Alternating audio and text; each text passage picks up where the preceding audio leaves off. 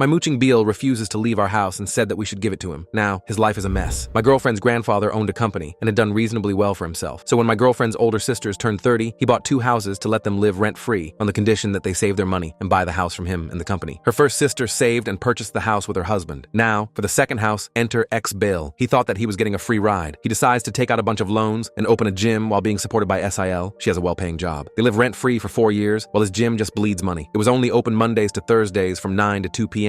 because he liked his free time. After 4 years, the grandfather asks them to buy the house or start paying rent. Since they couldn't afford the house, they rented out the basement for $1,300 a month while only paying $1,000, pocketing $300 a month on a property they don't own. Well, sadly, last year, my girlfriend's grandfather passed away. So, the company and his assets were to be liquidated and sold. This included the house. SIL and ex-BIL were given the first chance to buy the house, but couldn't afford it due to all the debt. Now, it just happened that my girlfriend and I were looking to purchase, and we thought what a great opportunity. We even offered to rent to them for under market value so they wouldn't have to move, and we would live in the basement. My girlfriend's father even offered them $900 a month for the first year to help with bills and rent since the free ride ended and they weren't prepared. Well, that wasn't good enough for my ex-BIL. He started demanding and threatening they should just get the house. Remember, this is not even his family, but his wife's. SEL was tired of supporting him and his tantrums, so she left him. She did not feel comfortable with him, so she moved out. But it's time for us to take possession. We give him plenty of opportunity and a month's notice to leave before we move in. On move-in day, he is still there throwing stuff into the back of his truck. He screams at us for stealing his house while demanding he keeps a key for the garage because that is his storage. Once he was off the property, we realized he had left the place, which was a disaster, with tons of garbage and belongings scattered everywhere. Trying to be the bigger man, I offered to store his stuff for 2 months while he found a more suitable place. When he finally came to get his belongings, he refused to take his trailer, loaded with his stuff, and would sue us if I moved it off the property. Fast forward, we have all the belongings settled. But now he is trying to sue his ex-wife, the estate, and us for the house, or at least $50,000 for all the upgrades he put into the house while living there 6 years rent-free. Mind you, no upgrades were done, just half-demolished projects. It cost us another $20,000 on top of the sale just to finish everything he destroyed: kitchen, bathroom, and deck. None of these projects were asked to be done by the grandfather. He just wanted them for himself. Last we heard from him, he lived in his trailer, and no one would like to be associated with him because of all his debts.